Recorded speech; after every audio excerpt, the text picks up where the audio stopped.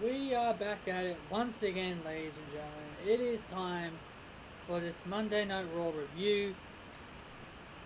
And I'm going to be honest with each and every one of you that this is what you call a Monday Night Raw where, you know, it wasn't, there's just so much stuff that I couldn't really care about, but there was some good stuff, like the Undertaker's promo at the beginning of the show. I thought that was very well done. I thought it was very good, and it seems like the American Badass could be making his return. And honestly, I really hope so. Honestly, I really preferred that. I've always preferred that character. I've always preferred that character of the Undertaker over the Dead Man character. The American Badass, the one with the motorbike character, I've always preferred that one. I always have. I always have preferred that Undertaker over the Dead Man, because that was Undertaker was more himself in that character. The character that Undertaker has always been using, that was Vince's idea. That was Vince McMahon's creation. So I think it's great to see that he's possibly returning to the American Badass gimmick. I love the fact that he brought up that Michelle McCool used his Styles Clash, and he thinks that's the main reason why AJ is mad at Michelle. So it's a good comeback, and I thought I thought the Undertaker's promo was pretty good. And speaking of good promos, we had the man, Becky Lynch. She had another brilliant promo, speaking a lot of truth, saying that Shayna Baszler is nothing more than a second coming of Ronda Rousey, that she's just, you know, she's just jealous. It's eating her up. It's eating her up that all she wants to do is beat Becky Lynch so then she could have the satisfaction of doing what her little pal Ronda Rousey couldn't do. She's just bitter. She just wants to get that satisfaction of beating Becky Lynch because her pal Ronda Rousey failed. She wants all the glory. She wants all the glory. Ha! I beat Becky and you didn't, Ronda. You know? Like, and then Shayna Baszler from behind would choke out the champion with her submission hold. And so yeah, that was so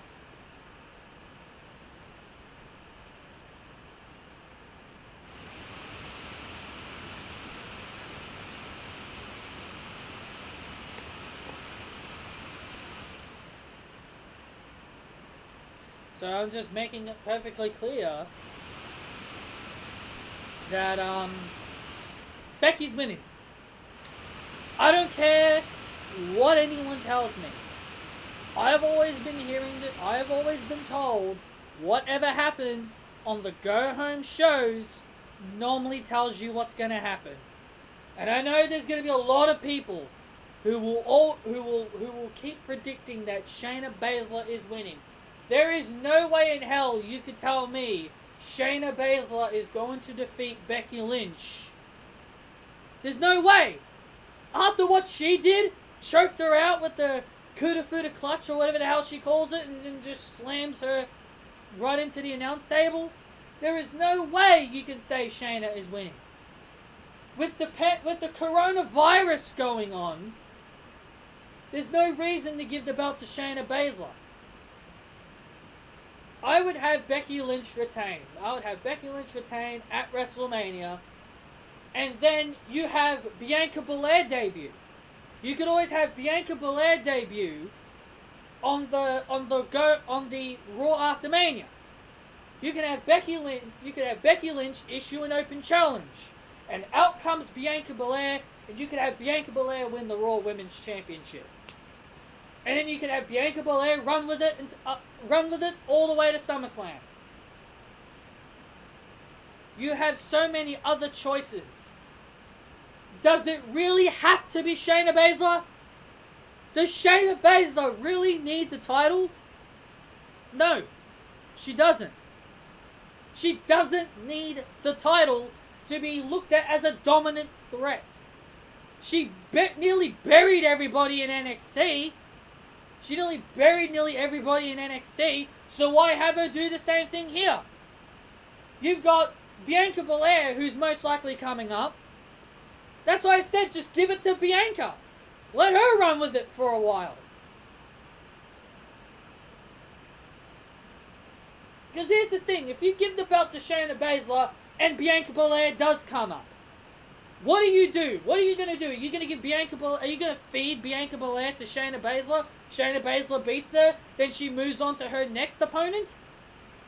It makes no sense. It would make literally no sense. So that's what I'm saying. Shayna Baszler has to lose. Shayna Baszler loses at WrestleMania, then you have Bianca Belair make her debut in an open challenge. You can have Becky Lynch issue an open challenge. Bianca takes the challenge, and then Bianca wins. That's what I would do. And then Becky Lynch can go on her hiatus. That's what I'd do.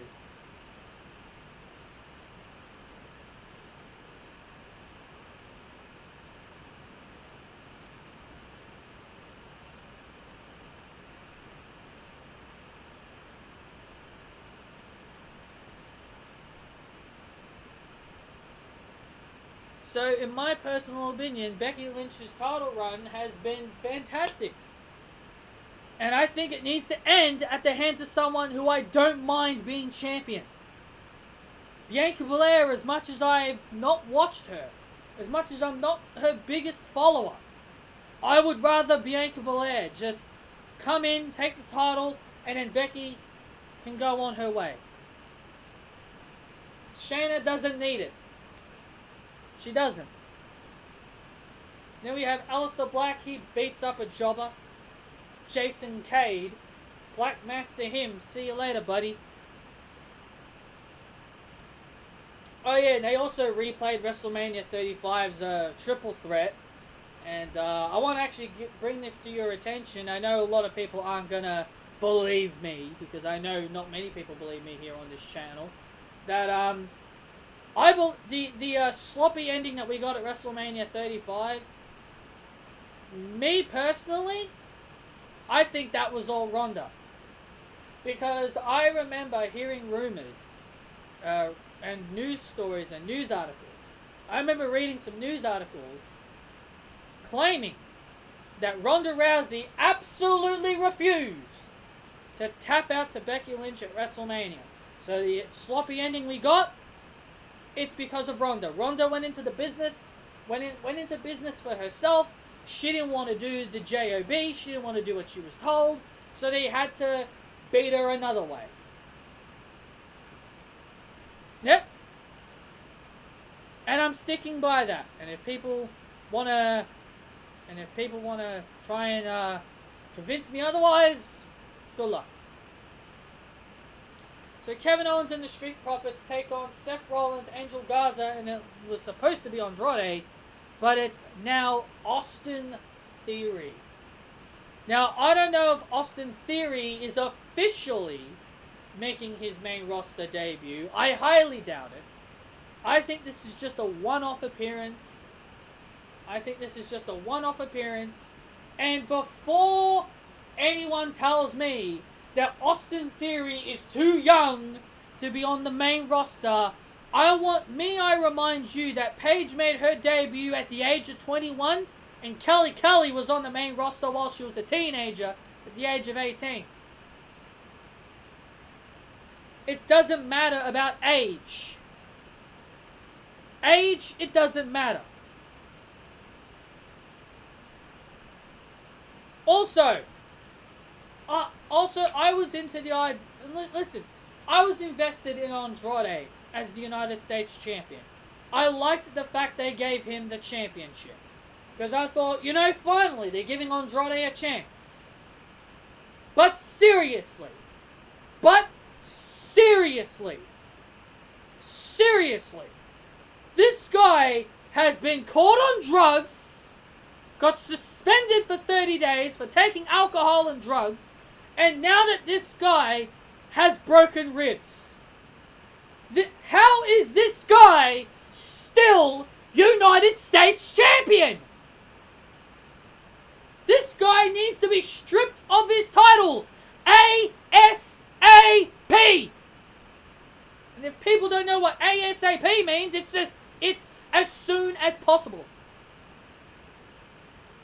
There is no way you can have Andrade continue to run around with a title with busted ribs and with a suspension next to his name.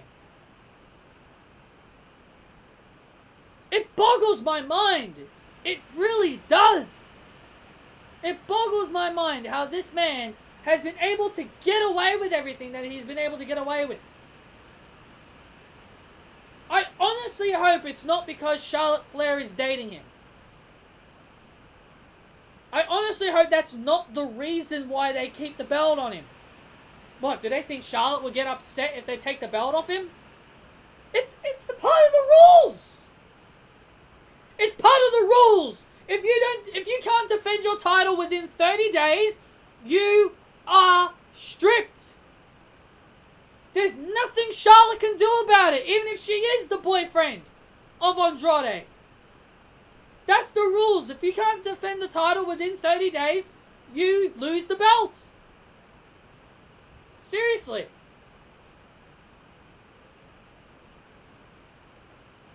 I don't see Angel Garza and Austin Theory winning. Because as I said, I think Austin Theory is just a one-time only appearance. I don't see him fully being on the main roster. I really don't. We're just going to have to wait and see. Edge cut a promo on Randy Orton. Fine, whatever. It was a good promo. But it still doesn't make me care about this feud. We had Asuka beat Kaden Carter, who's an NXT superstar. And Asuka beats her. And then they confirm the Kabuki Warriors versus Bliss Cross at WrestleMania. Well, so much for the reports saying that Asuka pulled out. Well, good on you, reports. Good on you, reporters. This shows you why you can't believe reporters. And the final replay they showed was Brock Lesnar versus Rey Mysterio. Don't care. Brock Lesnar was in the ring. Paul Heyman talked about Brock Lesnar. He was bragging about how Brock Lesnar has beaten Hulk Hogan, The Rock, John Cena, Randy Orton, blah, blah, blah, blah, blah. Everyone who Brock Lesnar has beaten. Drew McIntyre needs to win. That's all I'm saying about that. Drew McIntyre has to win. The fact that they've been showing so many Brock Lesnar replays of his matches, it must mean he's losing. Oh yeah, and Charlotte Flair attacked Rhea Ripley. Yeah. Yeah, Rhea is gonna win. Rhea is defeating Charlotte at WrestleMania. And because of this, because of the coronavirus, WWE could have had a lot of things. You know, maybe Shayna Baszler was booked to win. But because of the coronavirus, they may change their mind and they may keep it on Becky. Who knows? Charlotte Flair might have already been penciled in to win. But because of the coronavirus, they probably decided to change their minds and go with Rhea Ripley. People just don't know. You guys just don't know what WWE has planned. So anyway, that's all I've got for you guys for this review. Hit that thumbs up if you enjoyed. Comment your thoughts down below. And I'll see you all next time.